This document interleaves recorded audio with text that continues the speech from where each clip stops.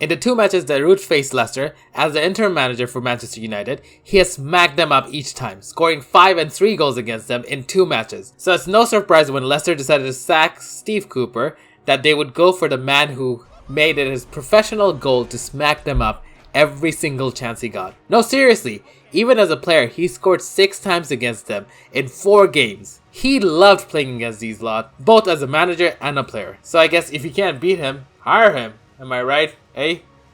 Since the bald man was sacked, Ruud took charge of United on an interim basis.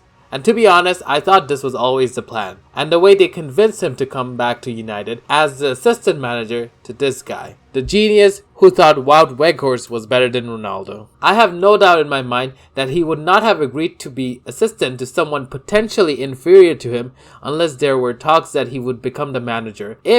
When Ten Hag would be sacked, as he would come across an even more catastrophic fail in his tenure and finally get sacked. And behold, the day finally arrived. On October 28, 2024, after a 2-1 defeat against West Ham in the El Sacico, Ten Hag was finally let go. And since then, Ruud has had a rather impressive undefeated run as a United boss.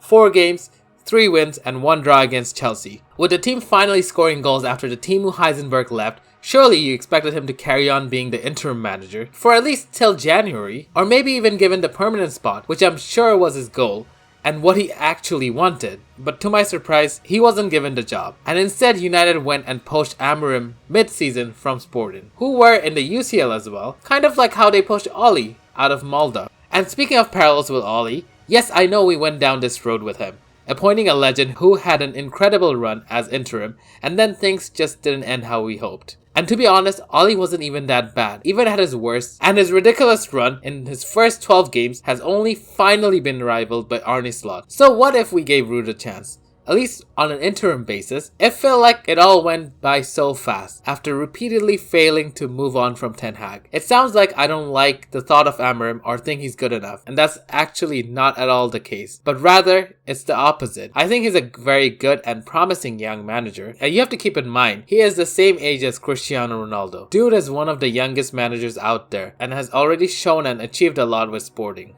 But it felt strange bringing him while he was still trying to manage his team in the UCL clash against Man City, which he won, by the way, 4-1. Yes, suck it, Pep, but this all puts him in a rather compromising position. He gets barely any time to prep and has to take over a squad built mainly by Ten Hag and a few of the good players remaining from the Oli, Jose, and somehow still the Van Gaal era. I think ultimately it's kind of disrespectful to Ruud, who after exercising the Ten Hag juju is rewarded with a P45 and a thank you for helping us not be shit anymore. This new guy, however, will now take over. I can't imagine he was very happy about it. But anyways, back on topic. Ruud is finally a Premier League manager. A permanent spot this time. It's in the Leicester Blue this time around.